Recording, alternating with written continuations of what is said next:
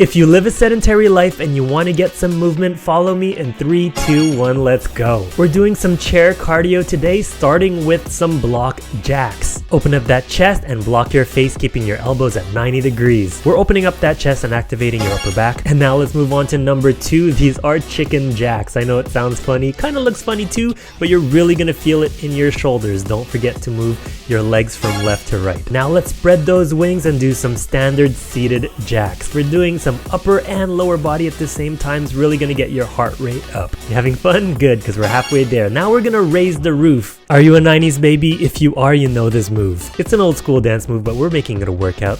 Plot twist, I'm from the 80s, not the 90s. Now we're gonna do some straight punches, moving our legs at the same time. Disclaimer, I'm no boxer, but if you want some boxing lessons for beginners, I highly recommend MPV boxing. Okay, now let's jump rope. We're not actually jumping, of course, but we're swinging those arms and pretending we're skipping along. This one's really going to work your forearms and shoulders and biceps. We did to the side and back, now let's go to the front. These are front jacks. Don't forget to alternate which arm goes up and below. Repeat a couple more times, you got this.